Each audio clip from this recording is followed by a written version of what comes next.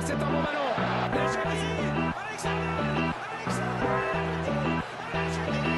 Kavanovic qui a fait un nouveau tir de Barca.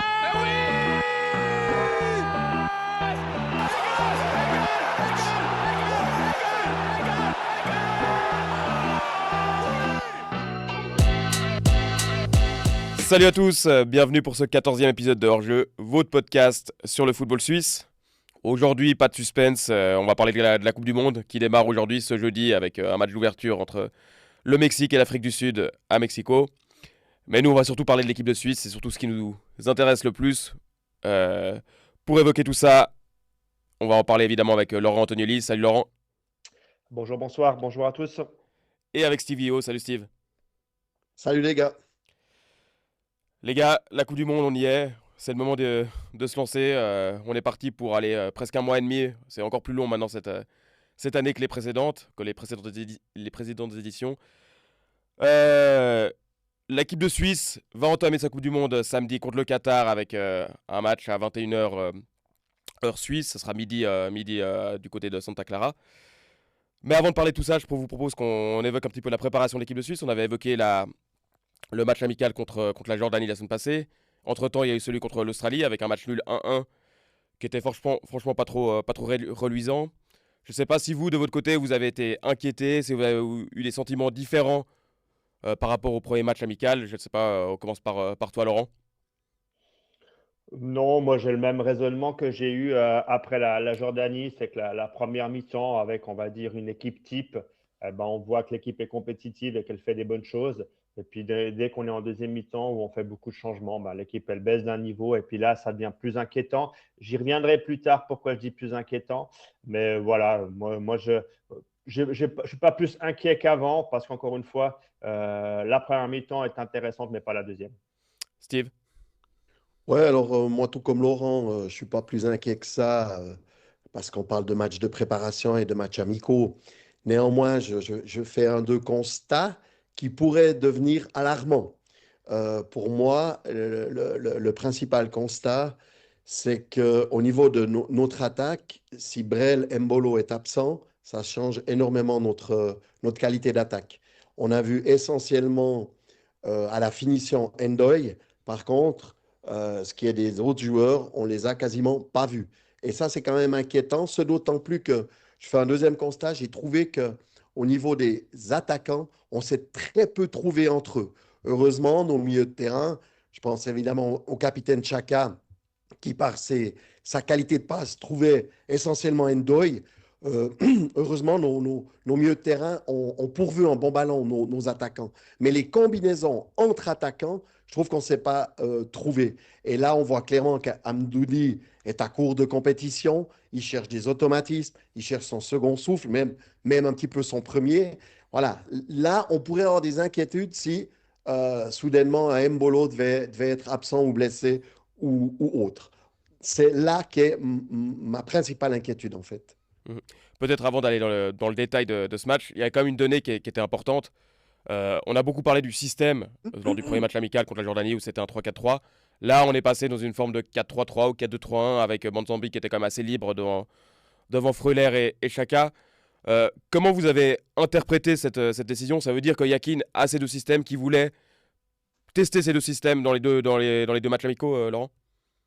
Oui, c'est exactement ça, mais c'est ce qu'on avait déjà dit après la Jordanie, c'est qu'on sait que Yakin va sans doute utiliser deux systèmes durant cette Coupe du Monde, selon l'adversaire qu'il va affronter. On y reviendra encore une fois sur les thèmes qu'on a préparés pour cette émission, mais pour moi, en effet, il y a un système par exemple, contre le Qatar et un système contre le Canada, par exemple. Pour toi, Steve, c'est ça, c'est le 4-3-3, il s'adapte plus à un match, disons, compliqué, en tout cas face à une adversité qui est plus importante que le 3-4-3 qui va être utilisé dans des matchs qui sont a priori faciles sur le papier? Ouais, alors a priori, mais je crois que sans trop m'aventurer de dire qu'on pourrait jouer samedi en 3-4-3, je crois que c'est faire un peu de lucidité. Je- il me semble qu'on va jouer ce système-là contre le Qatar, soit d'autant plus qu'on devrait être en possession de balle très clairement contre cet adversaire. Maintenant, je reste quand même méfiant par rapport à son adversaire qui a surtout des forces offensives. Euh, on sait que c'est une sélection de clubs hein, où tous les joueurs internationaux jouent dans 3-4 clubs. Le principal club, c'est le Al Sadd SC qui fournit énormément de joueurs, dont un attaquant star, hein, c'est Afif. Donc, oui, ça va être bien de jouer à 3 parce qu'on sera en possession. On va mettre plus de force au milieu de terrain et en attaque. Néanmoins, il faudra faire attention la vitesse de transition et la vitesse des attaquants. D'accord? Ils ont 2 attaquants très rapides. J'ai parlé d'Afif, mais il y a aussi Ali qui est très, très rapide. Donc là, on devra se méfier et je pense qu'en jouant à 3, il sera important de faire les bons choix des joueurs de couloir. Et pour moi, Ebicher va s'imposer parce qu'il est capable de faire ce travail défensif comme piston, puisque normalement, Afif est un joueur un peu, hein, ces attaquants qui jouent sur un côté, comme peut l'être d'autres joueurs comme Cristiano Ronaldo, Messi et autres. Donc, méfiance, mais je pense que contre la Jordanie, on avait préparé le match contre le Qatar au niveau de la disposition de l'équipe.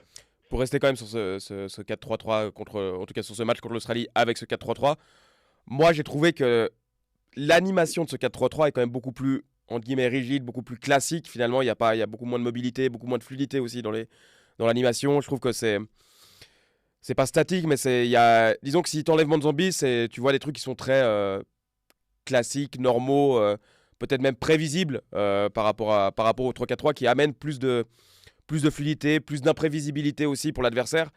Et je trouve que ce 4-3-3 n'est pas forcément beaucoup plus concluant que le 3-4-3 qu'on avait vu. Laurent, je sais pas ce que t'en penses, toi. Bah, moi, je vais aller un peu dans ton sens par rapport à Mozambique. Moi, je l'ai trouvé un peu moins en vue dans le 4-3-3 que dans le 3-4-3 contre la Jordanie. Et ça m'embête un petit peu parce qu'on sent très clairement que c'est le joueur qui, par son geste, son idée, peut tout d'un coup accélérer le jeu, trouver de la solution, faire une bonne passe. On a bien sûr, et comme l'a dit Steve tout à l'heure, Granit Xhaka qui a été capable de trouver 2-3 fois Dan Ndoye aussi. Même si moi, par exemple, ça, c'est le Dan Ndoye que j'aime et que j'aime pas quand je vois ce match-là contre l'Australie. C'est-à-dire qu'il est capable de marquer un but, mais il est capable également d'avoir 3 ou 4 occasions qu'il ne conclut pas par un manque un peu de technicité, je trouve, ou on va dire de bons choix. Et ça chez Dan, c'est encore pour moi un petit problème dans son jeu. Et s'il arrive à régler ça, là, il va devenir encore un attaquant encore plus performant. Mais pour moi, j'ai quand même le sentiment que là où on peut utiliser le maximum de Mozambique, c'est dans le 3-4-3, je trouve. Steve, tu es d'accord avec ça? Oui, évidemment, je trouve qu'on l'a beaucoup moins vu contre l'Australie, mais il n'empêche que je trouve qu'il y a quand même une particularité dont on n'a pas parlé, c'est le rôle d'Abicher. Contre la Jordanie, il joue dans le couloir gauche, et ici, il a joué dans le couloir droite, mais un peu dans une fonction identique. On a vu que notre couloir gauche contre l'Australie était un couloir standard. On reste dans son couloir, Rodriguez, Ndoye, etc. On ne bouge pas. Par contre, de l'autre côté, Ebicher est rentré énormément à l'intérieur du terrain, soit dans l'axe, soit comme presque deuxième attaquant. Je ne sais pas si vous vous rappelez, mais en première mi-temps, parce qu'il a joué qu'une mi-temps, mais en tout cas 4-5 fois, il a fait des appels de centre avant, d'attaquant. Malheureusement, il n'a jamais reçu la balle lorsqu'il a fait ses courses. Et ça aurait été assez intéressant hein, qu'il la reçoive, non pas forcément pour qu'il finisse le jeu, mais pour embêter l'Australie, où l'Australie, par rapport à ses courses d'Abicher, a été assez tranquille parce qu'on ne l'a jamais utilisé. Et puis, parfois, quand il avait besoin de souffler, alors on voyait qu'il venait quasiment comme latéral, et c'est Widmer qui prenait plutôt le couloir. Par contre, on a très rarement vu 2 joueurs de couloir à droite, Widmer et Abicher, prendre la profondeur et centrer. Donc, il y a des idées, alors un petit peu henrikiennes, hein, permettez-moi l'expression, mais que d'un côté. Ça ne surprend pas réellement l'adversaire et je trouve que Ebicher est plus à l'aise sur le flanc gauche que sur le flanc droite. Ouais, moi, je vais plus loin que toi, Steve. Moi, je trouve que même par moment, on avait beaucoup trop de monde à l'intérieur du jeu. Même les ballons que reçoit Dan Ndoye, par exemple, il n'est pas en position d'ailier. Il est quasiment dans le demi-espace à l'intérieur du jeu. Et je trouve que par moment, ça manquait justement de vrais joueurs dans les couloirs et qu'on puisse justement utiliser des vrais ailiers que sont Dan Ndoye par exemple et qu'on aimerait les voir dans le 1 contre 1 par moment. Et ça m'a un peu déçu, même si il faut avouer que par les passes qu'a reçues Dan Ndoye, il a réussi à se montrer dangereux. Mais encore une fois, j'ai trouvé que dans ce système, dans cette façon de jouer de nos ailiers, il y avait trop de monde à l'intérieur du jeu. Mais moi, ça me dérange Donc, pas. je constate. Moi, Steve, ça me dérange pas qu'il y ait beaucoup de monde à l'intérieur parce que on sent que c'est une équipe qui veut jouer au ballon, qui veut combiner dans des espaces qui sont parfois réduits. Là où je pense qu'il y a un manque, c'est que Mbolo est pas là. Et Mbolo, dans ces phases-là, il permet de fixer la défense, il permet de créer des espaces. Et Ndoye a quand même été assez intelligent en donnant de la profondeur. Et peut-être le problème, c'est que le seul joueur sur ce match-là qui était capable de faire des appels en profondeur, c'était Dan Ndoye. Il n'y en avait pas d'autres. Amdouni venait au ballon, et Bichir venait au ballon. C'est important, Valentin, de varier notre façon d'attaquer. Mais ça reste quand même à la base des ailiers dans un 4-3-3. Et je trouve que par moment, de ne pas avoir vu, entre guillemets, cette vraie position d'ailier où on veut les voir aller dans le 1 contre 1, où on veut trouver un ailier qui doit aller affronter un défenseur, moi, ça m'a un petit peu dérangé. Mais est-ce que Dan Ndoye à gauche est un ailier de 1 contre 1 ? Quand il joue à gauche, c'est plutôt un ailier qui fait des appels dans la profondeur. Par contre, à droite, il va pouvoir affronter, il va pouvoir avoir un crochet pour aller vers l'extérieur et pour aller chercher le 1 contre 1. Moi, c'est plus à gauche, je suis moins surpris de ne pas le voir. Si tu avais Vargas, tu aurais cet allié de 1 contre 1, où pour le coup, Vargas est moins dans la profondeur et plus dans le duel. Je fais quand même un constat. Hein. Vous accordez beaucoup plus de crédit à Enrique qu'à Murat Yakin. Parce que quand les joueurs rentrent à l'intérieur, vous trouvez ça génial. Par contre, quand c'est notre équipe suisse, un petit peu moins. J'adore faire ce genre de constat. Mais alors, tout ce que vous dites, vous avez raison. Mais vous oubliez qu'on a oublié de jouer avec Ebicher. Parce qu'il fait 4-5 appels qui m'ont un peu surpris, parce que ce n'est pas comme ça que je le vois jouer, notamment en championnat, comme un attaquant pourrait le faire dans l'axe du jeu. On ne lui a jamais donné la balle. D'où cette idée de déséquilibre entre surtout le côté gauche et le côté droite. Et puis, je trouve quand même que tu as raison, Valentin. Dan Ndoye est très très fort quand on le trouve dans la profondeur, où il n'a pas forcément besoin d'éliminer un adversaire. D'accord ? C'est là qu'il a réellement été dangereux. Et rappelez-vous, j'insiste peut-être un petit peu sur Ebicher, mais quand Ebicher était à 20 mètres et qu'il lui a fait cette passe dans la profondeur, à l'orée des 16 mètres, qui a amené une énorme occasion, Dan Ndoye, encore une fois, avait trouvé un espace libre. Il a malheureusement un petit peu mal contrôlé. Et derrière, ça n'a rien donné. Mais c'est vrai qu'il faudra peut-être qu'on remette dans l'équation Vargas si on veut des joueurs qui vont dans la profondeur et qui sont capables d'éliminer. Aujourd'hui, je ne suis pas sûr que Vargas est un titulaire de notre équipe nationale. Le problème, c'est que dans le 4-3-3, Vargas, il prend la place de qui ? Il a des Bichir. Okay. Ndoye à droite et Bichir à gauche. Vargas à gauche. C'est ce qu'on a vu pendant toute la période de qualification, ce qui me paraît une évidence. Maintenant, en effet, Bichir est en train de revenir dans le jeu. Il avait un peu disparu des titulaires indiscutables, en tout cas auxquels on pensait vraiment. Le fait est que Bichir a montré que c'était un joueur très intelligent sur ces deux matchs, un joueur qui s'adapte beaucoup finalement à la façon de jouer de l'équipe. Sa principale qualité, c'est justement ça, c'est d'être intelligent, c'est d'être un joueur intelligent. C'est pas d'être rapide, c'est pas d'être plus technique que les autres, c'est pas d'avoir une excellente frappe. Enfin, bref. Sa polyvalence. Ouais, mais plus que sa polyvalence, c'est vraiment sentir le jeu, sentir les mouvements, sentir les. Évidemment, polyvalent, parce qu'on peut le mettre un petit peu partout. Mais dans l'animation, il va comprendre où vont les autres et s'adapter aux déplacements des autres pour occuper les zones qui sont pas occupées. Donc, Ebicher devient intéressant dans cette optique-là. Mais si on parle des ailiers vraiment, aujourd'hui, à part Vargas et Ndoye dans cette équipe de Suisse, il n'y a pas beaucoup de vrais ailiers. Tu peux aller me chercher Fasnar si tu veux, on peut chercher un autre. Les joueurs de côté, ils n'existent pas, il y en a pas énormément. C'est peut-être une volonté, peut-être simplement un manque de solutions pour Yakin dans ce cadre-là. On n'a pas beaucoup de joueurs vraiment de débordement. Donc ça va poser aussi des questions sur, imagine tu as un des deux qui manque, peut-être que le 4-3-3 devient en effet moins pertinent, il faut passer dans une défense à 3, où là tu vas avoir un Zakaria qui va aller sur le côté, qui va se projeter depuis le côté, Ebicher ou Vargas à gauche. Enfin voilà, t'as des solutions qui peuvent exister, mais je pense qu'il faut aussi se poser des questions par rapport au profil des joueurs que tu as, et le fait est qu'il n'y a pas beaucoup de liés. C'est vrai. Après, moi, ce que j'aime bien, tu me dis hein, si je me trompe, Valentin, mais lors de la Coupe du Monde au Qatar en 2022 contre le Portugal, Yakin nous avait sorti un système qu'il avait pratiquement jamais utilisé, puis ça Non, avait été jamais. la catastrophe. Enfin, jamais travaillé à l'entraînement. Voilà. Là, au moins, on a l'avantage qu'il est en train de travailler sur 2 systèmes qu'il va pouvoir utiliser et dont les joueurs auront quand même des repères. Et ça, je trouve ça intéressant. Tout à fait, ouais.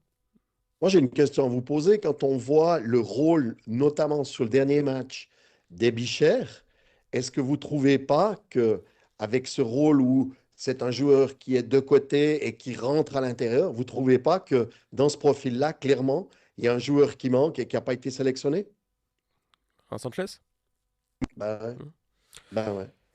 Sans doute, oui, mais enfin, on l'a évoqué, évidemment, la variable créative qu'il pouvait représenter, évidemment qu'elle manque. Maintenant, enfin, Ebicher est un joueur qui offre beaucoup de solutions, beaucoup de perspectives, mais je pense que la dose de créativité que tu peux avoir avec Sanchez, que tu peux avoir aussi avec Bonzambi maintenant, on voit qu'il a, dans un style différent, mais qu'il a quand même un truc qui permet de déséquilibrer, déstabiliser une défense adverse, eh ben, t'en as pas beaucoup d'autres. Et ça, ce sera sans doute un regret, c'est on s'est privé d'un talent.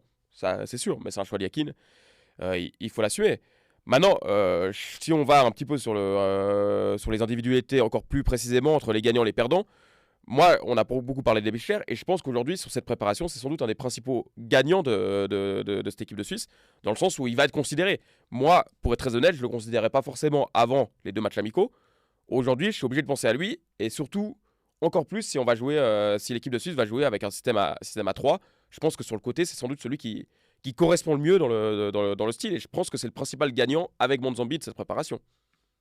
Moi, je suis 1000 fois d'accord avec toi. J'avais noté que Mozambique, mais tu as entièrement raison, Valentin. Il faut mettre en avant la préparation des bichères. Encore une fois, même si j'ai préféré le Mozambique contre la Jordanie que contre l'Australie, mais oui, très clairement, maintenant, on ne peut plus vraiment se passer de ce jour-là. Et puis, très clairement, moi, j'ai le sentiment que les perdants, bah, ce sont les entrants à chaque fois en deuxième mi-temps, parce que moi, j'ai le sentiment maintenant que on a 11 joueurs sur lesquels on va pouvoir sans doute se baser, mais peut-être 12, 13, 14, mais le reste, moi j'ai un peu peur. C'est-à-dire qu'on sent très clairement que derrière, peut-être Jazari, Amdouni, puis Zakaria, selon le système qu'on utilise, c'est-à-dire par exemple Zakaria avec une défense à 3, je me dis que derrière tout ça, ben, franchement, ça va être compliqué d'utiliser d'autres joueurs, quoi. En tout cas, ils ne m'ont pas montré qu'on pouvait compter sur eux pour une Coupe du Monde, je trouve. Ouais, moi, j'insiste sur le fait que pour moi, le grand gagnant de cette préparation, c'est certainement Ebicher. Et honnêtement, je le vois commencer samedi. Surtout si, comme tu le dis, Valentin, on débute avec 3 défenseurs. Et puis, moi, j'ai quand même une petite inquiétude et j'espère que samedi, il sera en forme et il montre autre chose. Mais je trouve que Freuler, par contre, il a passé à côté de ces 2 matchs de préparation. Vraiment, il n'a pas été bon.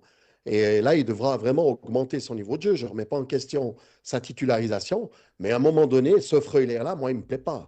Donc là, il faudra vraiment qu'il augmente son niveau de jeu pour pouvoir rester fidèle au poste.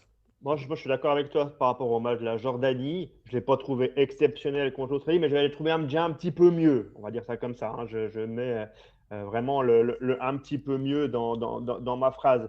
Après, oui, moi, je reste persuadé que c'est surtout un équilibre que Yakin cherche en mettant Freuler à côté de Xhaka, même si, comme je l'avais dit après la Jordanie, moi, dans le futur, je suis impatient de voir aussi c'est réalisable d'avoir Xhaka et Jazari l'un à côté de l'autre parce que c'est vraiment deux joueurs exceptionnels avec le ballon. Et ça, c'est quelque chose qui m'intéresse plus, mais ça sera pour le futur, ce sera sans doute pas pour cette Coupe du Monde-là. Et puis, il y a quand même une variable qui est importante entre le match contre la Jordanie et celui contre l'Australie, c'est qu'il y a 2 latéraux qui sont rentrés enfin, dans l'équipe en tant que titulaire. Et pour le coup, les deux m'inquiètent un petit peu. Moi, enfin, disons qu'ils vont être la variable de fait. Si l'équipe de Suisse joue avec une défense à 4, de fait, Rodriguez et Widmer vont rentrer. Mais est-ce que le fait de les faire rentrer, moi, ça me rassure pas vraiment. Alors, je pense que Rodriguez est capable sur un match d'avoir l'intelligence nécessaire. Widmer, je ne l'ai pas trouvé super contre l'Australie. Et c'est presque ça le principal argument pour moi pour jouer à 3, c'est que les deux qui sont là, ils sont pas, ils offrent pas des garanties qui sont énormes à mes yeux. Ouais, je suis d'accord avec toi. Je n'ai pas grand-chose à rajouter. C'est vrai que ça ne nous a pas rassurés par rapport à ce que. Et puis surtout, encore une fois, c'est ce qu'on avait dit aussi lors de la sélection, on n'a pas une autre solution comme latéral droit, par exemple, hein. Je crois que ça va être Zakaria, en fait, le remplaçant de Widmer, même dans une défense à 4. Ouais, sans doute. Sans doute. Alors, je serais peut-être un petit peu moins sévère que vous, pas forcément par rapport au dernier match de préparation, mais on est quand même habitué à avoir un niveau de performance avec nos latéraux. Alors, Rodriguez, on sait qu'il passe rarement à côté de son match. C'est vrai qu'il fut un temps où c'était une machine à centrer. On le voit bien qu'avec avec les années, il l'est un peu moins. Et puis, Widmer, en principe, il sort quand même une performance, allez, normale. Alors, c'est vrai que euh, dans ce match où on a eu très, très peu de centres, quelque part, on attendait un plus de nos latéraux. Est-ce qu'ils seront capables à l'avenir d'amener ce plus? Je ne suis pas sûr. Et plus j'avance, plus je me dis que cette manière de jouer de nos pistons puis de rentrer à l'intérieur devrait remplacer un peu cette idée de déborder par les côtés avec deux joueurs, que ce soit les latéraux et les deux attaquants de couloir qui sont capables de le faire. Je me demande si on n'a pas cette tendance-là actuellement. Mais Moi, je vais plus loin, Steve, de ce que tu dis. Tu parlais tout à l'heure des Bichères qui rentraient beaucoup à l'intérieur. C'est là où on aurait voulu voir justement un Widmer qui prenne beaucoup plus le couloir et qu'on puisse également lui donner des ballons pour qu'il puisse centrer. Mais en fait, moi, ce que je me dis, c'est qu'aujourd'hui, si tu veux mettre la meilleure équipe, donc en l'occurrence, les meilleurs joueurs sur le terrain, dans cette équipe-là, bah, tu dois peut-être composer une défense en effet, ce système en 3-4-3, parce que c'est Oui. comme ça que tu vas avoir la majorité de tes armes les plus performantes, en tout cas. D'accord. Je suis d'accord avec ça. Il faut dire la vérité, hein, que ce soit Widmer ou Rodriguez, c'est pas Mendes et c'est pas Hakimi. Donc, je suis entièrement d'accord avec toi. C'est peut-être aussi pour ça qu'il a aussi testé tout de suite ce 3-4-3 contre la Jordanie, parce que c'est sans doute celui qu'il va utiliser d'entrée de la Coupe du Monde contre le Qatar. Mais oui, oui, moi, je te rejoins à 1000%. C'est-à-dire qu'on doit essayer, et c'est le débat qu'il y a aussi beaucoup en France, on doit mettre les joueurs qu'on a à la meilleure poste pour chaque joueur. Si on veut être compétitif, je pense que c'est ce qu'on doit rechercher et c'est ce que Yakin devrait faire, oui. Et il y a un aspect qu'on n'a pas encore évoqué, et qui a été un peu mentionné. Les deux buts que la Suisse a pris dans cette préparation, donc un contre la Jordanie, un contre l'Australie, c'est sur des phases un petit peu similaires, sur des pressings qui sont ratés. Alors, en tout cas, il y a une intensité qui est pas à la hauteur. Euh, je pense qu'il y a plusieurs façons de voir la chose. Il y a le fait c'est un match amical, un match de préparation, donc on a une intensité défensive, une exigence défensive qui est sans doute moindre par rapport à un match de compétition clair. Mais il y a quand même, il y a quand même eu des soucis, en tout cas au niveau tactique. Toi, Steve, je sais pas comment tu as vu cet aspect-là, mais moi, ça m'a quand même un petit peu gêné, même si j'arrive à garder en tête que c'est un match amical, quoi. Ouais, mais c'est pas pour autant que tu dois pas faire le job. Moi, je vais pas reprendre le but de la Jordanie. On en avait déjà parlé. Mm. Mais contre l'Australie, c'est une passe de 60 mètres. Et le seul défenseur, alors on va dire que le défenseur le plus concerné, c'est comment? C'est Widmer, plus les deux axiaux. Le moins concerné, c'est peut-être Rodriguez sur ce goal-là. Alors moi, j'en vois qu'un qui court réellement, c'est Widmer. Les deux autres, honnêtement, aucune défense préventive. La balle te passe par-dessus, 60 mètres. Elle est sur un côté un peu plus haut que les 16 mètres adverses. Donc, se faire avoir sur une telle longueur de passe au niveau international, moi, ça me pose réellement un problème. Donc, oui, alors, on l'a dit, on sait qu'Akanji, un match de préparation, il est toujours un petit peu plus olé olé. Mais encore une fois, nous, on juge sur ce qu'on voit. Et là, c'est insuffisant. En l'occurrence, sur cette action-là, c'est clairement insuffisant. Laurent, t'as un avis sur l'aspect défensif, sur le pressing, etc. Oui, vous avez tout dit. Après, encore une fois, moi j'ai tellement l'impression que ces deuxièmes mi-temps ne servent plus vraiment à grand-chose de toute façon. Donc, ouais, encore une fois, tu as très bien dit, Valentin, c'est que la rigueur défensive qui commence par le pressing est déjà pas bon au départ. Donc forcément, tu laisses un adversaire te mettre un ballon de 60 mètres alors que tu fais un pressing, c'est pas normal. Et puis, Steve, c'est très juste. On ne peut pas être battu par un ballon de 60 mètres, c'est pas possible. Non, c'est clair, en tout cas, c'est un signal. Pour moi, c'est un signal d'alarme. J'en fais pas une urgence énorme, mais il faut quand même se dire, ça peut pas arriver dans un match de compétition, dans un match de Coupe du Monde qui plus est, qui va arriver assez rapidement. Vous avez d'autres choses à dire sur ce match contre l'Australie? Non, mais je vais te faire une passe D. Quand on voit ce qu'on dit, et notamment sur le goal et sur certains choix de joueurs, je crois que je comprends beaucoup mieux la réaction de notre capitaine. Merci pour la passe D, Steve. Bah oui, on va parler quand même des déclarations de Granit Xhaka parce que c'est quand même ce qui a animé les 2-3 jours qui ont suivi le match contre l'Australie. Donc pour résumer, Granit Xhaka qui explique qu'il y avait des choses qui n'étaient pas bonnes sur l'entraînement, sur la période de la semaine d'entraînement avant le match contre l'Australie, qui se sont répercutées en match. Il dit aussi qu'il ne peut pas tout dire, qu'il a appris à ne pas tout dire, donc on sent qu'il y a des choses derrière qui traînent là aussi. Que c'est un signal d'alarme, que si la Suisse joue comme ça, elle risque de sortir après 3 matchs.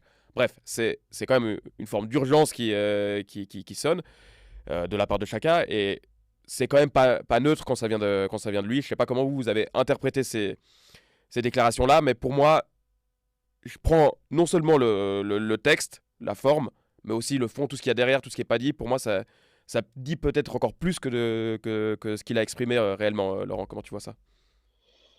Non, moi je trouve ça très très bien parce que souvent on parle après et moi j'aime mon capitaine ou j'aime un capitaine qui prenne la parole avant, même si les mots sont un peu durs parfois, mais je pense qu'il a eu raison de vouloir réveiller l'équipe, de vouloir réveiller ses coéquipiers. C'est aussi qu'il le ressent et c'est notre star, c'est notre vedette de notre équipe nationale, c'est notre capitaine. Et moi je trouve ça très très bien qu'il ait eu ces mots-là. Il est totalement légitime pour le faire et le dire. Et encore une fois, je trouve ça très bien parce que si c'est son ressenti et qu'il a ressenti ça autant à l'entraînement qu'en match, il faut qu'il le dise maintenant et pas quand la compétition est passée. Steve, un capitaine peut dire ça?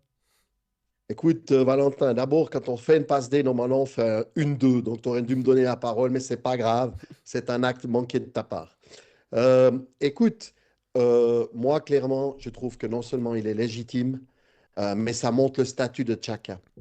Et puis, si on relève peut-être une certaine nonchalance dans les matchs de préparation de certains joueurs cadres, ce n'est en tout cas pas le cas de Xhaka, qui a toujours un niveau de performance très élevé. Donc, juste pour ça, c'est justifié et légitime qu'ils prennent la parole. Et puis, je pense qu'on rentre dans un contexte un peu plus global. On parle quand même du visa pour Mbolo. Ça perturbe quand même une préparation. Tu parles des serpents qui entourent l'hôtel de la Suisse. Désolé, mais ça, c'est le genre de truc que tu dois quand même être au courant. Et puis, il y a tous les aspects de jeu. Parce que, on est d'accord, les gars, hein, il y a quand même une forme de redondance. Moi, je vous rappelle que ce n'est pas le premier coup de gueule qu'il fait et où il met quand même en question la qualité des intensités de l'entraînement. Alors, il l'a dit un peu moins clairement que la dernière fois, mais là, je crois que c'est vraiment je réveille les troupes parce que je ne suis pas sûr que d'autres le feront.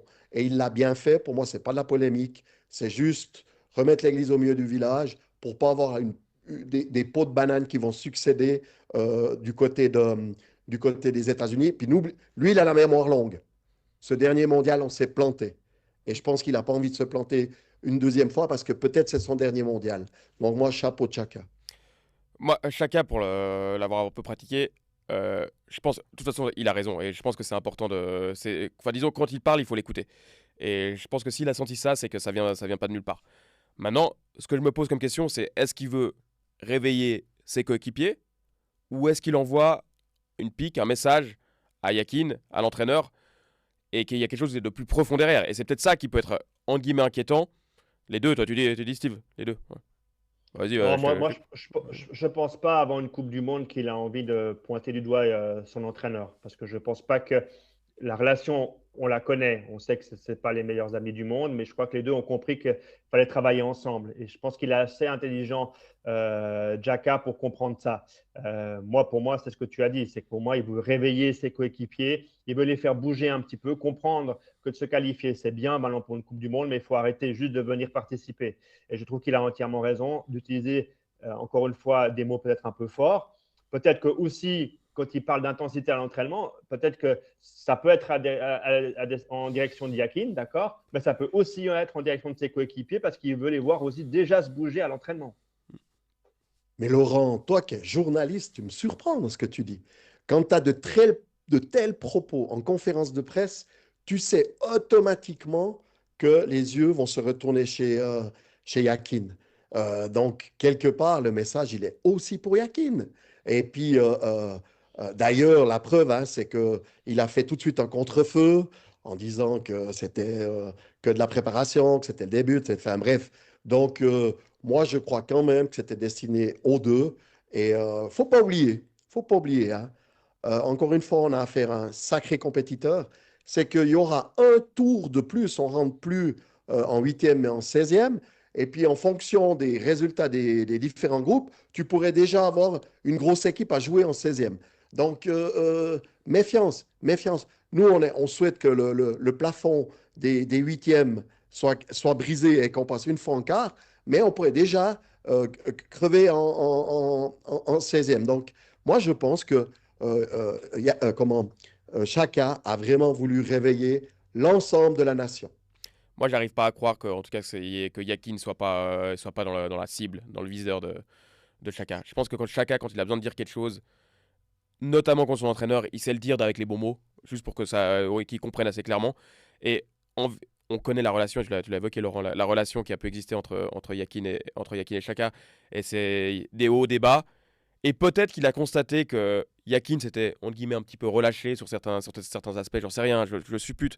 Il a peut-être constaté ça et s'est dit, non, il faut peut-être maintenant le remettre aussi lui un petit peu à sa place et dire, redeviens un petit peu exigeant comme tu l'as été, comme on a fait des résultats avec toi, comme quand il y avait Giorgio Contini dans le staff à l'époque. Et ça, on l'a jamais entendu Chaka évoquer les entraînements, etc. quand Contini était dans le staff. Je pense qu'il y avait un respect aussi pour lui, pour le travail, pour l'entraîneur qu'il était et pour ce qu'il amenait aux entraînements. Là, Yakin a calé avec lui.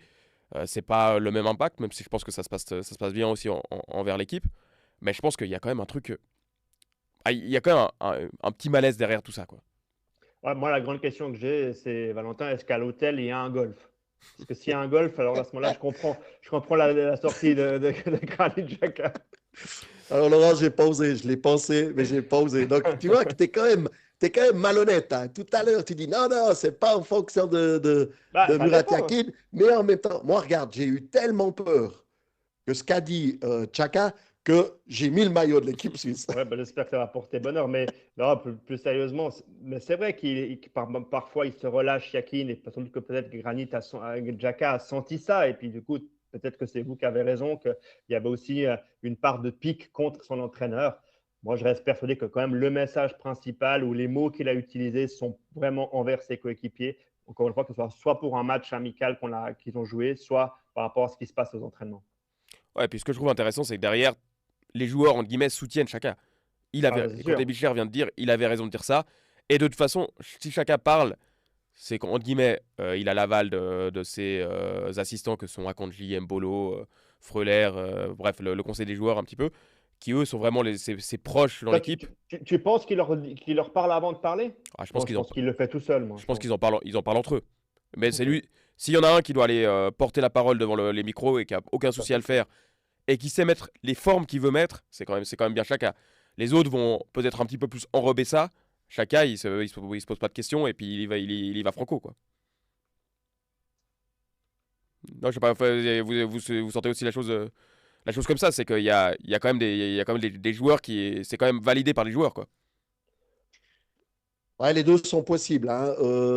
Là, je crois que ses premiers mots ont été assez rapidement après le match. Mm. Alors peut-être que sur le coup, il a exprimé ce qu'il ressentait personnellement, mais néanmoins, j'imagine que s'il le dit, c'est pas uniquement en fonction du match, mais de ce qui se passe depuis le début de la préparation. Et que ça, vraisemblablement, que le conseil des joueurs ont dû en parler en disant, mais là, ça joue pas, c'est trop léger, ça va pas. Donc oui, je pense qu'il est porteur d'un message alors, il le fait lui-même avec ses propres mots à sa manière et il assume, hein. Il ne se cache pas. Mais je pense que de toute manière, il y a eu échange avec les autres. Pas forcément juste après le match, évidemment, il n'avait pas le temps. Mais ils ont dû en parler avant, ça, c'est sûr. Voilà, pour moi, c'est son ressenti à la fin d'un match. C'est son ressenti par rapport à ce qu'il a vécu peut-être les derniers jours aux entraînements. Donc, moi, je pense qu'il n'a pas eu le temps, comme tu le dis, Steve, d'éventuellement discuter avec d'autres joueurs. Par contre, encore une fois, il est tellement légitime pour le faire. C'est le capitaine, il a une expérience énorme, soit en équipe nationale, soit même en club.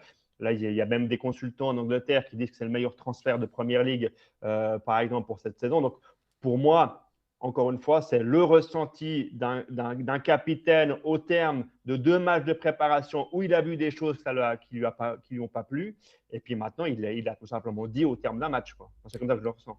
Ouais, moi, je le décorrèle pas quand même de la globalité des entraînements aussi. Les matchs, c'est une chose, mais il y a quand même, je pense que les entraînements C'est ça. ont un impact là-dessus.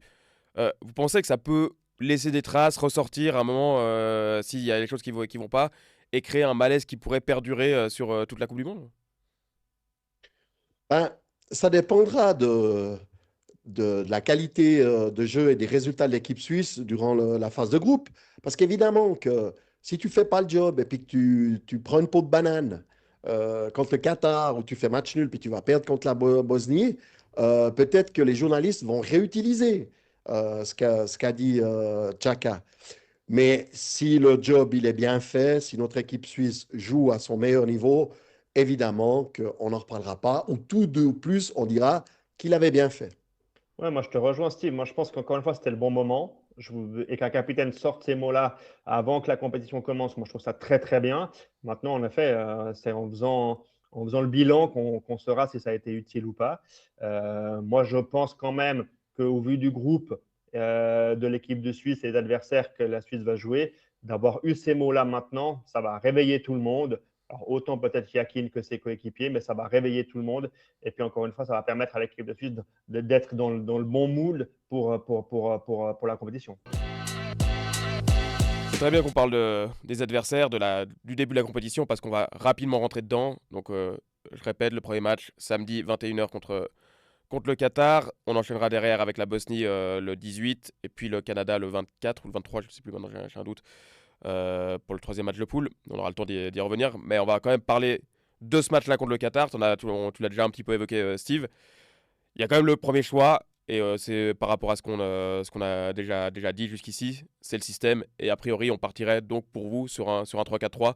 Pour vous c'est clair, c'est la bonne solution, le bon moment de le sortir, c'est maintenant, quoi. Laurent? Ouais, totalement. Moi, je pense que c'est le système qu'il a utilisé contre la Jordanie. Ça va être la même équipe, le même 11 de départ que contre la Jordanie avec Kobel au but. Moi, je vois Zakaria, Akanji, Elvedi en défense. Manzambi, Freuler, Xhaka et Bicher au milieu de terrain. Endoy, Mbolo, Vargas en attaque. Et puis pour moi, c'est en tout cas, comme on l'a dit avant, c'est mettre les meilleurs joueurs, enfin mettre les joueurs à leur meilleure place pour pouvoir gagner d'entrée ce match contre le Qatar. Moi, je partirai exactement avec le même 11 que Laurent. Encore une fois, on aura un adversaire bloc bas, regroupé en défense, avec des transitions en attaque très rapides. C'est pour ça que je dis que, en tout cas, sur un des côtés, je vais mettre Ebicher parce que c'est quelqu'un qui lit très bien le jeu, qui est intelligent et puis c'est un vrai soldat, donc il fera son travail défensif. Et puis, il faudra justement amener du monde dans l'axe du milieu de terrain pour faire exploser à un moment donné le verrou. Et ce sera peut-être une explosion qui ne viendra pas forcément d'un Brel Mbolo qui va se retrouver plus qu'à son tour dos tourné au goal. Alors, il peut être très adroit avec ce jeu-là, mais peut-être que c'est un second rideau qui va faire exploser le rideau, une frappe lourde de Xhaka, Manzambi, qui a aussi d'excellentes frappes. Il faudra utiliser toutes les armes que notre équipe suisse peut donner à Yakin. Et puis, faudra faire preuve de patience et défensivement, vraiment, vraiment être attentif. Mais on va se retrouver clairement dans leur camp. Donc, c'est pour ça que je choisirais ce système qu'on a entraîné en plus contre la Jordanie, plutôt à bon escient sur la première mi-temps. Ouais, moi je suis assez d'accord avec vous. Je partirais sur ce système-là parce que pour ce que m'a donné en tout cas comme impression le match contre la Jordanie, j'ai trouvé un truc, il y avait quelque chose qui se passait bien, quoi. Il y avait une forme de fluidité, il y avait une forme de jeu qui était maîtrisée, une animation qui était un peu asymétrique. À gauche, ça jouait différemment qu'à droite. À gauche, on a Vargas et Bichler qui permutaient beaucoup. L'un qui allait à l'intérieur, l'autre qui allait sur le côté. À droite, c'était un petit peu différent avec Zakaria qui n'hésitait pas à se projeter, amener son couloir, prendre son couloir en laissant avec Endoy qui lui laissait de la place de temps en temps. Je trouve il y a une forme de, bah, je l'ai déjà évoqué avant, d'imprévisibilité, c'est difficile à lire pour un adversaire de savoir comment défendre une équipe qui joue de manière aussi fluide. Alors, ça peut être difficile aussi à trouver un équilibre quand tu joues comme ça, que défensivement, sur les transitions, tu peux vite être un petit peu ouvert. Mais je pense que dans ce genre de match, c'est quand même ce qu'on a envie de voir. Et je serais pas loin de penser que si ça se passe bien, ça peut aussi durer pendant toute la compétition. Et dans tout ce qu'on a évoqué, dans les compositions que vous avez évoquées, il y aurait quand même un choix fort, hein. Si on part avec ce 3-4-3, avec cette défense Elvedi, Akanji, Zakaria, ça veut dire que tu mets pas Rodriguez. Rodriguez qui a toujours été titulaire sous Yakin dans n'importe quel système. Et Rodriguez qui peut aussi jouer dans une défense à 3 et qui a même peut-être sans doute fait ses meilleurs matchs récemment dans une défense à 3. Ça vous paraît raisonnable de mettre Rodriguez sur le banc? Moi, totalement, totalement, parce que déjà, c'est comme ça qu'il a joué contre la Jordanie. Il a joué sans Rodriguez déjà. Et puis Zakaria a quand même fini, on va dire, plutôt bien cette saison avec l'AS Monaco en défense centrale, dans une défense également à 3. Donc moi, je partirais vraiment là-dessus avec Akanji et Elvendi qui ont l'habitude de vraiment jouer dans ces positions-là. Et moi, j'irais même plus loin par rapport à ce que tu as expliqué pour le côté droit avec Zakaria et Ndoye et cette relation qu'on a un petit peu vue contre la Jordanie. Moi, ce que j'ai aimé, c'est la liberté qu'a eu Manzambi dans ce match-là. C'est qu'on l'a vraiment vu partout, entre les lignes, à droite, à gauche, jouer à une touche, jouer simple, dribbler, frapper. Et je pense que dans ce système-là, avec cette capacité qu'a Zakaria de prendre un petit peu le couloir, ça permet aussi à Manzambi d'avoir cette liberté qui est intéressante. Sur Rodriguez, Steve, toi tu. Ouais, alors ce serait un choix fort, hein. Peut-être inattendu il y a quelques mois, mais par rapport à ce qu'on voit maintenant, et on sait que le moment T, il reste important, hein, et il influence aussi un coach.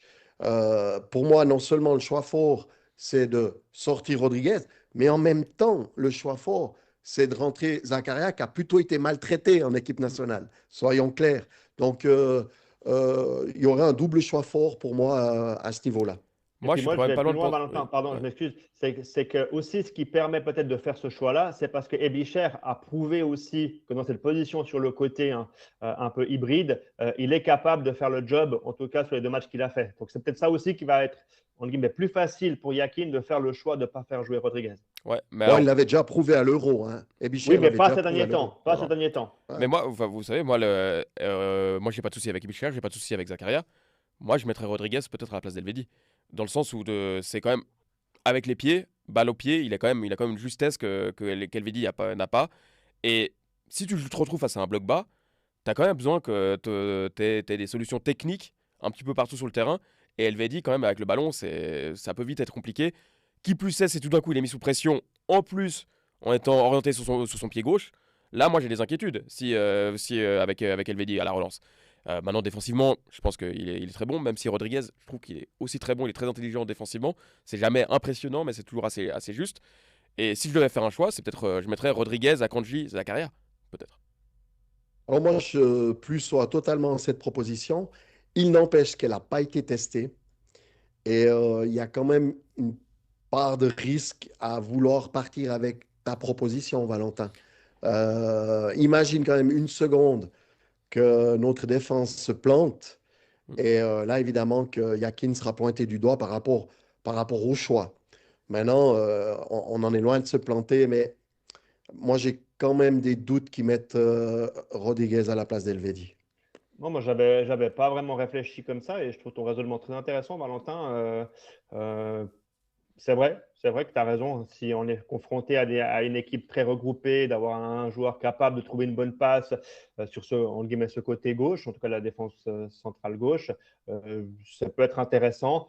Mais là aussi, Steve a raison. Je pense que ça n'a pas été. Si on l'avait peut-être vu contre la Jordanie, on aurait peut-être un raisonnement différent. Mais j'aime ton raisonnement, il est intéressant, en effet. Bah, Dis après, donc, Laurent, ouais. juste Laurent, tu ne trouves pas que Valentin, en termes de coach potentiel, il pourrait être intéressant, à mon Ouais, mais avis, pour hein, ça, il faut gagner des titres. Hein, c'est Ouais. important de Ouais, gagner des alors, titres. Ouais, non, ouais, il a des petits yeux. Il a des petits yeux aujourd'hui, hein. il paraît. Il paraît que s'est passé quelque chose hier soir.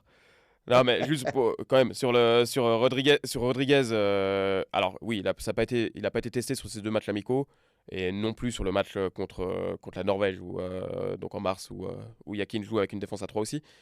Par contre, la relation Rodriguez, Ebicher, Vargas sur le côté gauche, elle a existé pendant tout l'Euro 2024. Donc il y a quand même des repères qui existent, même si on l'a pas travaillé récemment, et ça j'entends bien, Mhm. et Mhm. je conçois ça totalement. Mais elle existe, il y a quand même c'est des joueurs qui se connaissent, quoi. Et on peut pas le. Mais est-ce qu'il a déjà enlevé Elvedi?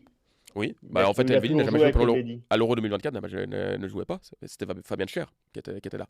Faut pas Ok. l'oublier. Elvedi est revenu en force au début de l'année de 2025 pour les qualifications. Il y a eu de nouveau cette charnière qui marchait bien entre Akanji et Elvedi, qui ne marchait pas parce qu'Elvedi a eu des problèmes aussi personnels, des moments plus compliqués, et il en avait parlé. Sportivement, il n'était pas bon. Mentalement, il était atteint. Ça va peser. Il est simplement bien revenu il y a de ça un an à peu près, donc un peu moins même maintenant.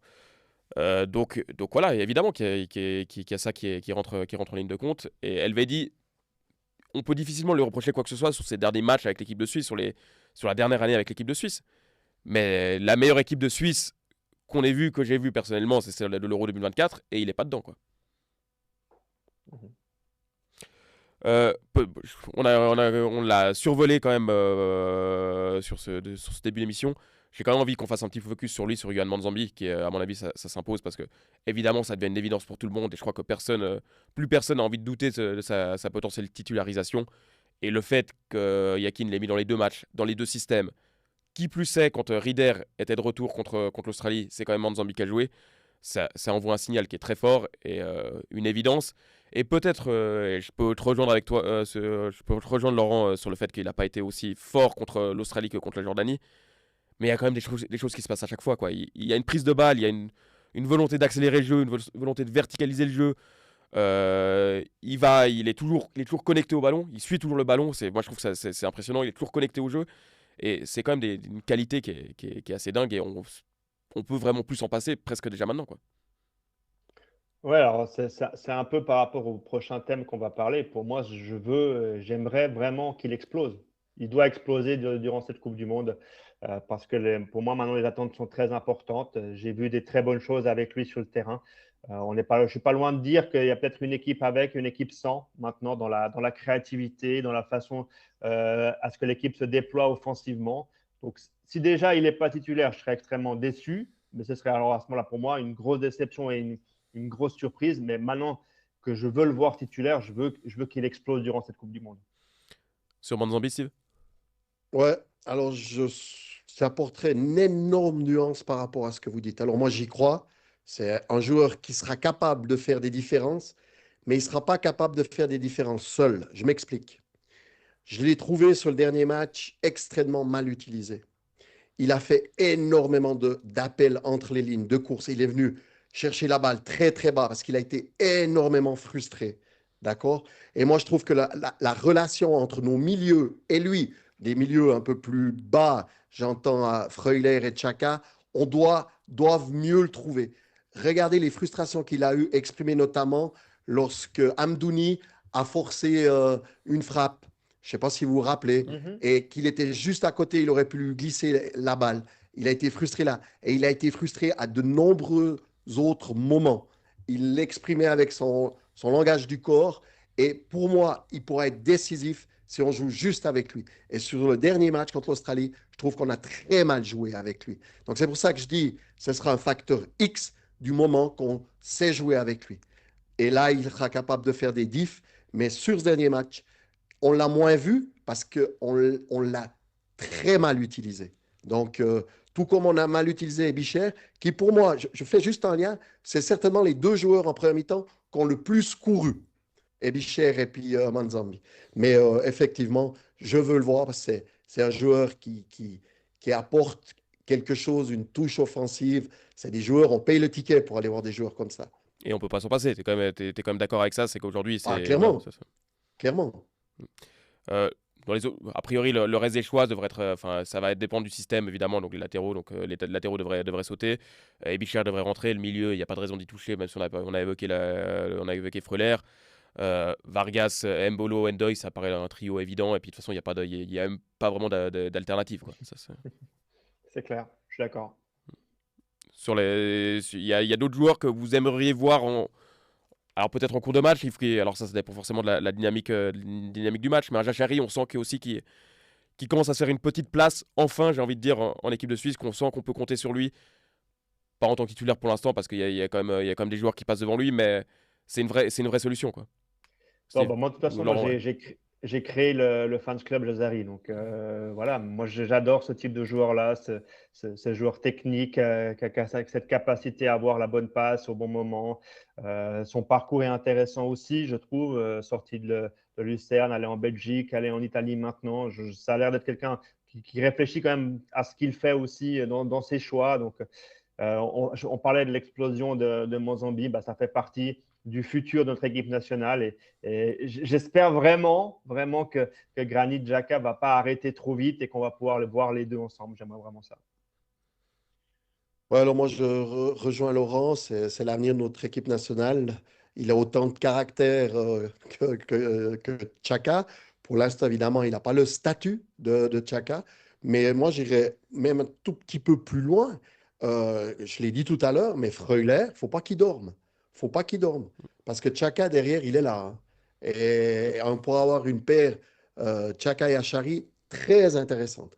Donc, bon, deux pieds gauche, c'est peut-être un petit peu le petit souci, mais voilà, les gauchers s'en sortent partout où ils jouent. Ah, et puis bon, le fan club Jachari, tu peux le créer, mais en fait, il est déjà créé depuis. Moi, je l'ai créé après 3-4 matchs à Lucerne en 2022.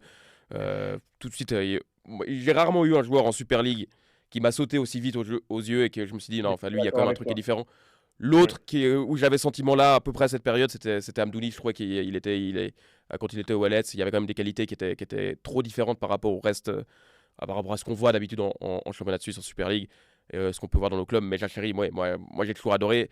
Et je comprends qu'il ait créé déjà beaucoup, peut-être trop de polémiques à son âge, parce qu'il a un caractère qui est trop fort. Mais moi, alors c'est pour l'anecdote, mais je me rappelle, je sais plus, je crois que c'est la première fois qu'il se fait appeler en équipe de Suisse, ça doit être fin 2022, quelque chose comme ça, septembre 2022, je pense. Je vais, à l'époque, c'était à Bad Ragaz, à Saint-Gall, donc suivre l'équipe de Suisse. Et donc, il nous présente Jacheri à la presse, et il nous parle pendant 3 minutes. Et là, il avait 20 ans, hein, je crois. Et une espèce d'aplomb, de sérénité, de discours construit aussi, qui était moi qui m'avait sauté aux yeux, qui m'avait vraiment frappé à cette époque-là. Et c'est pas pour rien qu'il est devenu très vite capitaine à Lucerne après, je pense après 6 mois, alors qu'il y avait des joueurs expérimentés autour d'eux, qu'il a toujours dit ce qu'il pensait, toujours dit ce qu'il voulait. Ça lui a causé des torts aussi. Mais je pense qu'un joueur de caractère comme ça, qui prouve qu'il peut réussir dans plusieurs contextes, qui a été meilleur joueur du championnat de Belgique, quand même, hein, sur une saison, le championnat de Belgique, c'est pas rien. Alors ok, ça s'est mal passé à Milan cette année parce qu'il s'est très vite blessé au tibia ou péroné, je ne sais plus.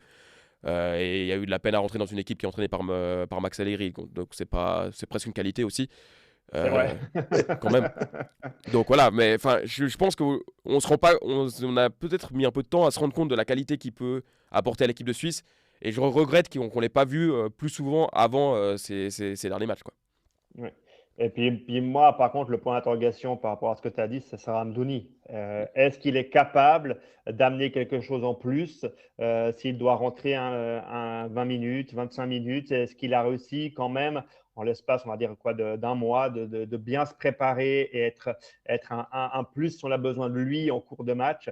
Parce que pour le moment, c'est vrai que c'était compliqué. Alors, Steve a parlé de cette action où il fait peut-être un peu trop seul. En même temps, je suis presque content qu'il ait fait seul parce que je pense que c'est un attaquant qui doit retrouver certaines sensations et d'être parti dans son 1 contre 1, d'avoir fait ce dribble et peut-être qu'il peut la donner à côté, c'est vrai. Moi, je pense que l'erreur qu'il fait sur ce dribble-là, c'est qu'il vient à l'intérieur alors qu'il y a plus d'espace sur la droite quand il est dans le 1 contre 1 avec le défenseur. Mais moi, c'est un peu le point d'interrogation, c'est Amdouni. Qu'est-ce qu'il peut nous apporter à cette équipe nationale? Parce que si on a un bon Amdouni, il peut être un plus pour l'équipe, c'est sûr. On va passer à nos attentes, à nos objectifs qu'on place sur cette équipe de Suisse pour cette Coupe du Monde. Euh, on parle beaucoup de faire mieux, en tout cas la meilleure Coupe du Monde de l'histoire récente de l'équipe de Suisse, donc ce serait arriver en quart de finale. Euh, Déjà, ça va dépendre forcément, en tout cas je pense, du tableau, mais est-ce que vous avez des objectifs précis pour cette équipe de Suisse, vous de votre côté, Steve? Écoute, si on va au-delà de cette préparation, des problèmes que peut-être a rencontré l'équipe de Suisse sur ces deux matchs, mais on doit les relativiser sur le fait, et moi j'insiste, que certains joueurs n'ont peut-être pas été sélectionnés. Et moi je regrette la non-sélection de Sanchez, ça je crois que vous l'avez bien compris. Mais on a quand même les meilleurs joueurs internationaux suisses qui ont été sélectionnés. On arrive à une période, je trouve, un petit peu charnière où il y a quand même quelques joueurs qui sont entre les 27, 28, 29, 30 ans, donc qui sont un petit peu au fait de leur forme. On a un Chaka qui a, je crois, 32 ans. Ben, gentiment, on commence à parler 33. d'un début de fin de carrière, hein. Donc, voilà, peut-être que ce sera son dernier mondial.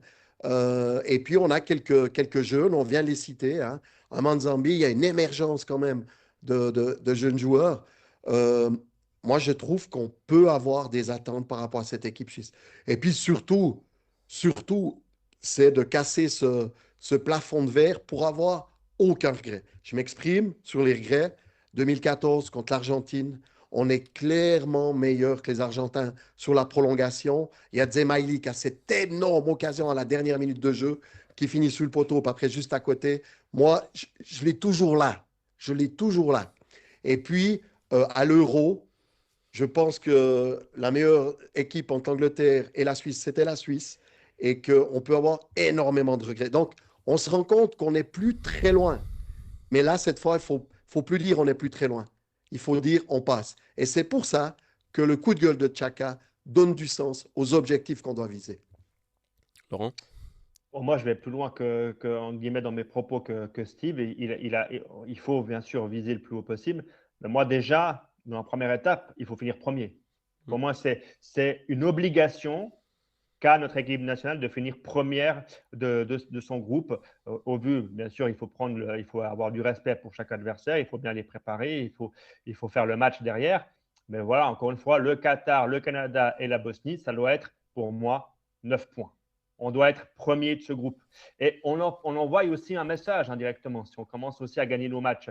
Après, le processus fait que c'est toujours compliqué de savoir qui on va jouer. Mais si j'ai bien compris, si j'ai fait juste mes exercices, on pourrait jouer le Portugal en 8e, je crois. Donc, ça sera quand même encore une fois une équipe forte. On y reviendra sur les pronostics qu'on va faire sur cette Coupe du Monde.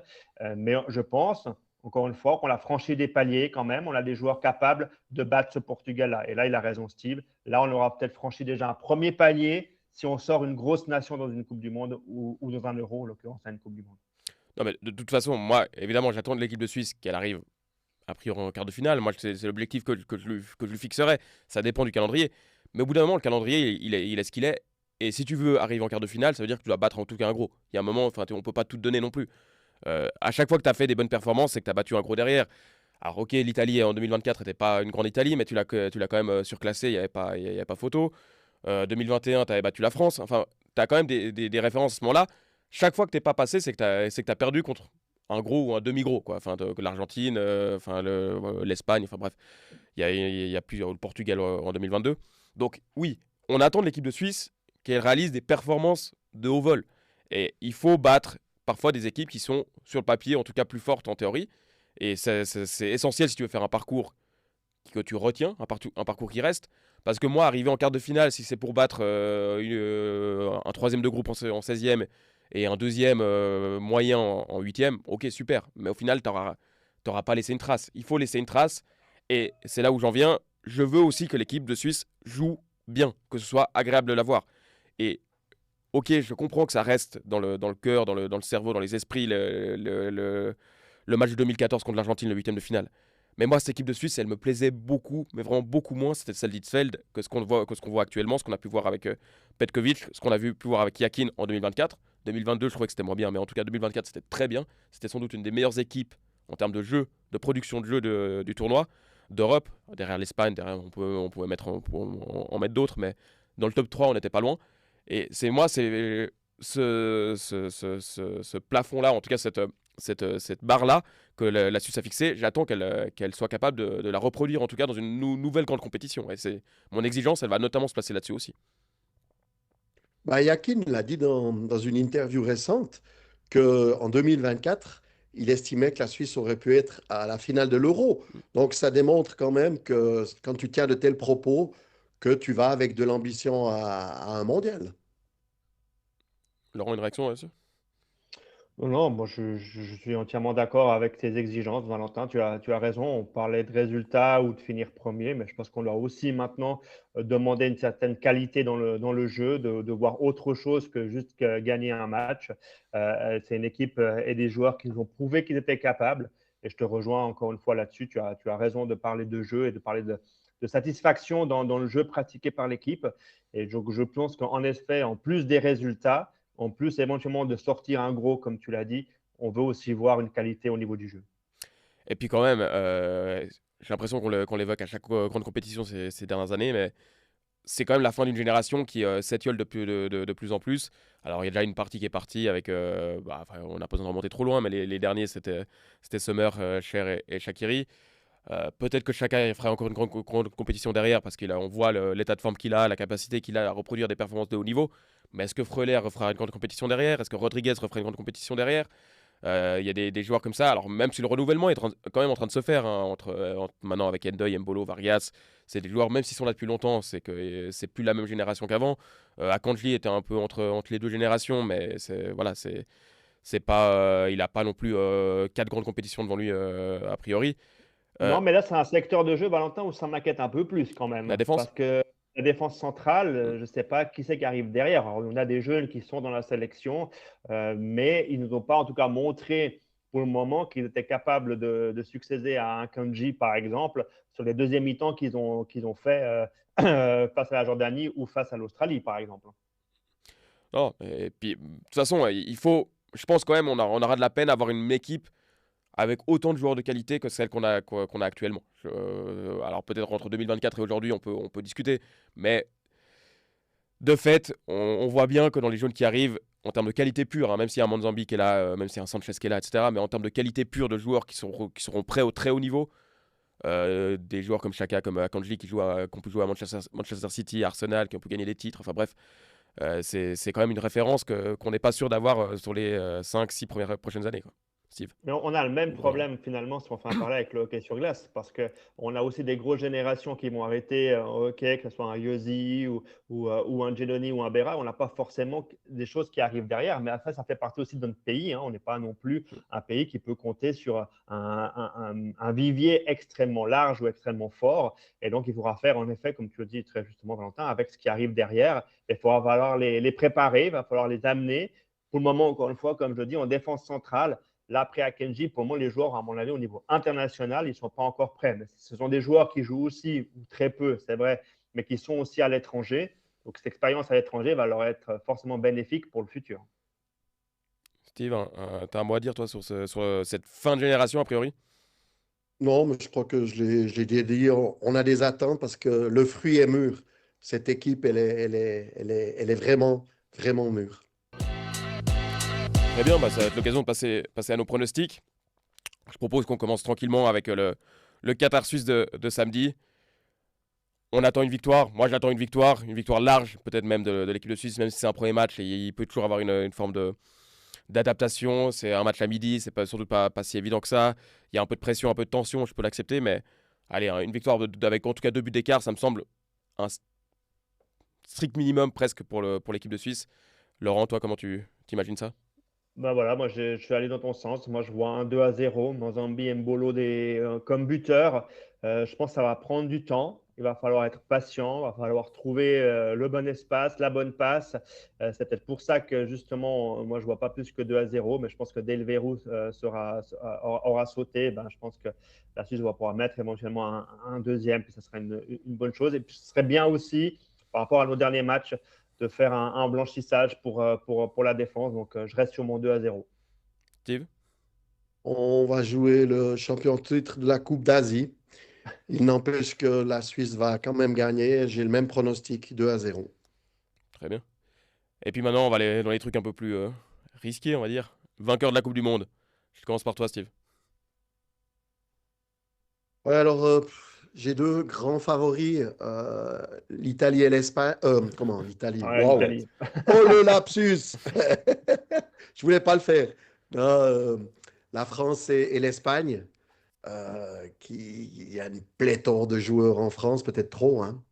Il y a abondance de biens et ça pourrait poser un problème, cette abondance de biens. Sur le dernier match que j'ai vu entre nous, le duo Dembélé et puis Mbappé. Mbappé, c'est pas top, hein. Ils se marchent sur les pieds. Pour moi, ils ne s'entendent pas. Mais la France et puis l'Espagne sont mes deux favoris pour cette Coupe du Monde. Laurent? Oui, alors moi, quand on me demande un favori, je ne suis pas comme Steve à en citer deux, j'en cite qu'un seul. Pour moi, j'ai envie que ce soit l'Espagne parce que c'est le football que j'aime, c'est le football que je veux voir. C'est un super collectif, emmené bien sûr par des super individualités. Yamal, Pedri, pardon, Olmo, Oyarzabal, enfin tout ça sont des joueurs géniaux qui en plus jouent ensemble. On a vu déjà à l'Euro, ça a été génial au niveau collectif, au niveau du jeu pratiqué. Donc oui, maintenant, le point d'interrogation que j'ai moi avec l'Espagne, c'est un peu l'état, on va dire, des blessures, parce qu'on sait qu'Yamal et puis encore Williams, par exemple, qui sont quand même des éléments très importants dans le jeu espagnol sur les côtés, sont actuellement un peu touchés, un peu blessés. Donc s'ils arrivent à régler ça, s'ils arrivent à faire une compétition, on va dire, en santé, ces deux joueurs-là, pour moi, je mise sur l'Espagne. Valentin, je peux juste reprendre la parole. Comme Laurent m'a attaqué frontalement, comme il aime le faire, j'aimerais quand même avoir un droit de réponse. Si j'ai donné deux équipes, c'est que je le connais, il a beaucoup de fans. D'accord? Il y a le fans Janari et Achari, puis il y a le fans des entraîneurs espagnols. Comme je savais qu'il allait dire l'Espagne, je me suis permis de mettre deux équipes parce que sinon, ça faisait un petit peu copie-copie. Donc voilà pourquoi j'ai donné deux équipes. Et moi, c'est ce que je dis ces derniers jours. Je prends un petit risque, mais j'ai envie de voir. Je pense que le Portugal peut faire un truc. Est-ce qu'ils peuvent le gagner? J'en sais rien. C'est pas, je vais pas dire que c'est le favori numéro un, mais je les vois assez bien. Même s'il y a la variable l'impondérable presque Ronaldo, je trouve qu'il est. Mais on sait pas. C'est sur une grande compétition, pourquoi pas? Et peut-être qu'à un moment il va sortir de l'équipe et puis et tout se passera bien aussi. On sait pas. Mais je trouve qu'il y a tellement de qualité dans cette équipe que j'ai envie de les voir bien. Alors hier ils ont gagné 2-1 contre le Nigeria sur des matchs amicaux, pas non plus une référence ultime, mais avec les joueurs de qualité qu'ils ont, et puis ce qu'on voit, les Vitinha, les Neves, les Bruno, enfin, et puis derrière Nuno Mendes, etc., il y a un tel amas de qualité que ça m'embêterait de ne pas les voir aller loin, quoi. Du coup, meilleur buteur de la Coupe du Monde, vous avez votre favori, vous en avez deux, vous en avez trois. Je vais commencer par Laurent cette fois. Bah, comme encore une fois, moi je vais avec un seul nom, mais je reste dans mon optique espagnole. Je vais sur Oyarzabal, au vu en plus du groupe aussi de l'Espagne, hein, Cap-Vert, Arabie Saoudite. Donc, je pense que avec les ballons qu'il va recevoir en tant que numéro 9 de l'équipe d'Espagne, je le vois être meilleur buteur de la compétition. Steve? Ouais, le meilleur buteur, il faudra qu'il dure dans la compétition, hein. Moi, j'aurais tellement voulu mettre Brel Mbolo, tu vois, mais si on s'arrête en quart, ce sera peut-être pas suffisant. Non, écoute, peut-être un joueur comme Olysée. J'aimerais qu'il y ait une nouvelle tête, en fait, un nouveau nom, comme vient de le faire Laurent, qu'on sorte un petit peu des Kane, des Mbappé et autres. Donc, pourquoi pas Olysée? Après, tu dis qu'il faut que ça dure. Le fait d'avoir une compétition qui est plus ouverte, ça fait des matchs a priori qui vont être plus ouverts aussi au départ. Et tu peux te retrouver avec un mec qui met rapidement un triplé, peut-être un quadruplé, j'en sais rien. L'exemple de Klose à l'époque en 2002 contre l'Arabie Saoudite, là où il met le quadruplé, qui lui permet d'aller chercher le titre de meilleur buteur. Derrière, je crois qu'il doit mettre 8 buts au total sur la compétition. Mais tu peux arriver sur un match et en mettre beaucoup, beaucoup d'un coup, et ça t'emmène très vite vers le titre de meilleur buteur. Et je pense que dans ce cadre-là, pour moi, même s'ils vont pas au bout, un Harry Kane, ça me semble une évidence, même si, voilà, c'est quand même le genre de joueur qui, sur un match, peut te claquer un nombre de buts énorme et puis rester dans la continuité avec un but de temps en temps et arriver en quart de finale avec 7, 8, 9 buts, j'en sais rien, tu vois, mais pour moi, Harry Kane, il a quand même le profil idéal et on voit que dans n'importe quel contexte, il marque des buts. Et ça, c'est pour ça que moi, je vais sur lui, même si c'est en effet pas très surprenant, quoi. Après, un Mbappé aussi, mais Mbappé, faut que l'équipe de France, elle tourne. Et ça, c'est encore une autre question, quoi. Et d'ailleurs, bah, il faut qu'on passe au flop de la Coupe du Monde. Là, on prend un petit peu plus de risques, on s'amuse un petit peu. Qui c'est que vous voyez comme espoir déchu, ou bien quelqu'un qu'on a attendu vraiment comme pas possible, et puis finalement qui se crache assez rapidement. Alors je pense que ce sera compliqué d'avoir un gros qui tombe dès le premier tour, mais une élimination 16e en 8e pour un des top 10 mondial, ce sera quand même une sacrée surprise, quoi, Laurent. Bon, là, j'ai pas envie pour le moment de citer un pays, j'ai envie de citer plutôt des collectifs qui sont construits avec parfois à l'intérieur du collectif, on va dire une vedette, une star, qui est parfois difficile à gérer. C'est pour ça que je ne t'ai pas repris sur le Portugal tout à l'heure. Ça peut être ce type de nation qui tout d'un coup, il y a un problème Ronaldo, la France, il y a un problème Mbappé, et puis si je devais citer un pays où je ne sais pas pourquoi, je n'ai pas d'explication, c'est vraiment un feeling où j'ai un grand point d'interrogation, je ne sais pas pourquoi j'ai envie de dire ça, mais c'est l'Argentine et Messi. Je ne sais pas du tout si cette nation-là, qui a pratiquement, je crois, une moyenne d'âge de presque 30 ans, je crois que c'est 29 ans la moyenne d'âge pour cette sélection-là, je me dis qu'elle est capable tout d'un coup de ne pas aller au bout et puis d'être peut-être sortie un peu plus tôt parce que je la vois très vieillissante. Et encore une fois, ça serait partie de ces nations qui est quand même très dépendante d'un seul homme. Et du coup, est-ce que ce collectif est capable tout d'un coup de réussir à jouer avec ces stars? Et donc, du coup, si je devais citer un pays, je vais dire peut-être l'Argentine. Steve?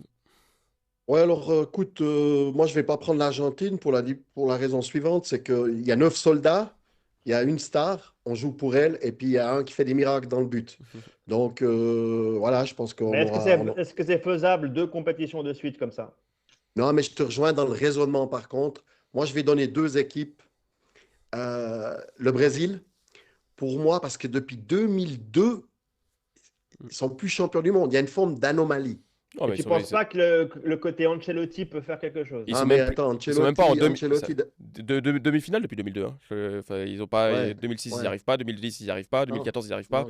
non, 2018 non. non plus, 22. Et... Donc, plus de Donc, demi-finale depuis donc 2002. ça fait très, très, très longtemps qu'ils n'y sont plus. Il y a une forme d'anomalie. Et puis, Non, pardon, je dis ouais, une que tu bêtise. dois. Ils sont en 2014. Le 7-1. Ouais, 7-1, c'est en demi-finale. Ouais, ils sortent contre l'Allemagne, ils prennent une fessée contre l'Allemagne en voilà, c'est 2014. 2014. Mais oui, c'est. Ouais, mais il y a quand même une grosse anomalie. Et puis, j'ai pas l'impression que. Pourtant, il y a des bons joueurs, mais ils sont en difficulté. Ancelotti, c'est un nouvel examen pour lui. C'était un coach de club. Aujourd'hui, c'est un sélectionneur. Tu as une pression énorme dans ce pays et tu dois prendre Neymar qui est blessé, qui joue plus vraiment et qui continue à faire carnaval sur carnaval. Donc, c'est assez étonnant. Et puis, il y a une autre équipe chez qui il pourrait manquer le buteur et l'attaquant, mais qui joue très bien au foot, c'est l'Allemagne, qui est toujours normalement dans les favoris. Et je trouve qu'elle joue bien sous Nagelsmann, mais par contre, il manque ce buteur pour la Mannschaft.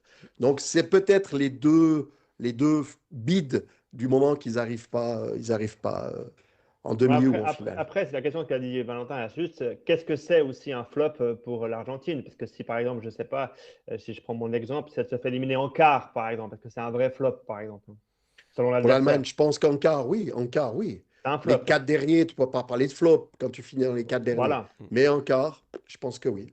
d'accord. Après, l'Argentine, en effet, c'est l'équipe, elle s'est quasiment pas renouvelée depuis le titre de 2022, mais il y a quand même une victoire en Copa América en 2024 aussi. Hein. Donc il y a quand même une continuité, ils arrivent à avoir des résultats depuis. Faut pas, même si en effet, elle est vieillissante, c'est toujours la même équipe, ça tourne toujours autour de Messi. Il y a peu de joueurs qui sont rentrés vraiment dans cette équipe, à part peut-être un Giuliano Simeone, parce que Di Maria n'est plus là. Mais il y a quand même, en effet, je suis assez d'accord avec toi, mais je sais pas, moi je pense qu'il y a quand même un truc qui transpire encore, même en étant vieille, c'est une équipe qui arrive à avoir quelque chose. Maintenant, moi, il y a quand même une interrogation autour de l'équipe de France. Enfin, alors je pense ils vont pas sortir le premier tour. Ils vont sans doute arriver en huitième, en quart. Mais je crois que c'est quoi? C'est en huitième de finale, ils peuvent tomber contre l'Allemagne. Et c'est un France-Allemagne en huitième de finale. S'ils n'ont pas encore rentré dans le truc, on ne sait pas comment ils vont jouer. On voit que c'est la solution des 4 offensifs. Elle convainc à moitié. Ils n'arrivent pas, ils se marchent dessus. Mbappé, il veut pas jouer à gauche, il veut jouer devant. On met pas Dembélé dans sa meilleure position. Olysée, on arrive à le trouver à droite, mais du coup, ça dessert un petit peu les deux autres. Enfin bref, il y a quand même un peu trop de questionnements autour de ça. Et puis, je sais pas, je me demande quand tu as autant de qualité et puis que tu veux amener quelque chose de nouveau, soit ça peut très bien marcher, soit tu peux te cracher que totalement. Alors à moins que Deschamps, en cours de route, il inverse tout et il revienne à un truc un peu plus classique. moi j'ai quand même une interrogation autour d'eux, quoi. Et je vais être assez surpris, enfin assez attentif à ce qui va se passer contre le Sénégal, contre la Norvège, qui sont déjà des matchs importants pour eux, quoi. Mais tu ne crois pas que Deschamps a envie de bien finir et c'est vraiment un coach qui sait aller jusqu'au bout, quoi. Ouais, bien sûr. Sans doute enfin, je vais pas mettre mon porte-monnaie sur la France qui sort en huitième, hein, mais j'ai quand même des doutes autour d'eux, sur cette façon dont elle avance, l'équipe dont elle se construit avec les. C'est pas des égos, parce que c'est pas des égos mal placés, mais il y a quand même des égos, en tout cas en termes de. C'est des mecs qu'il faut mettre ensemble, c'est des super joueurs qu'il faut mettre ensemble, et c'est pas si évident non plus à associer. Donc je suis perplexe, curieux de voir comment ça va évoluer, mais pas sûr que ça va se cracher. Je peux pas dire que ça va être mon flop à 100%, mais s'il fallait faire un petit pari, pourquoi pas. Non, mais là où je vais aller dans ton sens, alors je ne sais plus quelle année c'était, mais je sais qu'il y avait une année où ils étaient à la Coupe du Monde avec le meilleur buteur 2002, anglais, c'est avec 2002, Cissé, hein, où Trezeguet et Henry. voilà, c'est ça. Ils ont tous les meilleurs buteurs entre guillemets des championnats européens. Et puis ils jouent justement le Sénégal le premier match. Et puis ça avait été un four total. Donc oui, là, ils ont peut-être trop de possibilités offensives. Et puis comme l'a dit Steve tout à l'heure, parfois ça se marche un peu dessus. Mais moi, j'ai envie de croire quand même comment le talent de certains joueurs. On voit encore ce qu'a fait Olysée, c'est quand même exceptionnel les buts qu'il met. Donc, mais ton interrogation, elle est tout à fait viable. Je trouve que même en France, ils se posent les mêmes questions que toi. Et puis, ils l'ont déjà vécu une fois, hein, d'avoir toute cette qualité dans un effectif. Est-ce que tout d'un coup aussi, il va peut-être prendre des décisions fortes, revenir sur on va dire, un 4-3-3 aussi. Beaucoup de médias et de journalistes pensent ça en France, que lorsque les matchs vont être un peu plus serrés, où il va falloir peut-être gagner, on va dire à la Deschamps, il va revenir un peu en arrière, ou est-ce qu'il va rester jusqu'au bout avec, on va dire, son 4-2-4, hein, pour parler simple. C'est à voir. Mais c'est vrai que quand tu te dis que Cherki est sur le banc et qu'il pourrait jouer en 10 en soutien d'attaquant et qu'on met Dembélé dans une position qui n'est pas forcément la sienne, à voir. Mais c'est sûr qu'il y a de la matière en France, c'est certain. Bon, on va être parti. On va être parti pour ces 5-6 semaines, longues semaines de Coupe du Monde. Vous vous réjouissez? Ça, ça commence dès ce soir avec le Mexique et Afrique du Sud. On est déjà dedans. Bon, alors moi, je vais être très, très franc avec toi, Valentin. Il y a beaucoup, beaucoup de matchs parce qu'encore une fois, on aime ça, qu'on va regarder. Mais il y a peut-être certains matchs avec certaines nations qu'on ne va peut-être pas forcément se lever au milieu de la nuit pour voir certains matchs. Et je ne vais pas citer de pays pour des raisons normales. Mais oui, vu la grandeur de cette Coupe du Monde-là, le nombre d'équipes qu'il y a aussi des équipes qui vont moins m'intéresser que d'autres. Par contre, les grosses équipes, c'est sûr qu'on va regarder. Steve, tu vas mettre des réveils? Non, alors je vais être français avec toi. Ben, évidemment, je vais suivre notre équipe nationale. Je vais suivre quelques grosses affiches parce qu'il y a quand même trois, quatre groupes qui sont sympas, hein.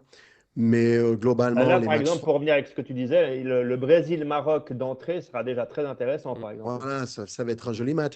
Mais les matchs de 21h, je vais certainement regarder, pas tous, mais je vais regarder moins de matchs que d'habitude parce que les horaires sont pas très adéquats avec quelqu'un qui travaille tous les jours à 7h le matin. Très bien. Bah écoutez, on se retrouvera après le premier match. Et toi, Valentin?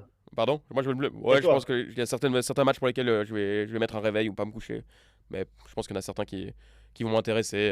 Alors, pas tous les. Il y en a quand même certains qui sont pas plus intéressants que ça. Mais quand tu vois un Argentine-Algérie à 5h du matin, moi, ça peut me chauffer, hein, quand même. Donc, je vais faire moi ma sélection, hein, ça, c'est sûr. Puis d'autres, on regardera en replay accéléré, ce sera peut-être plus Voilà, pratique. ou les résumés ou les buts, ça suffira aussi.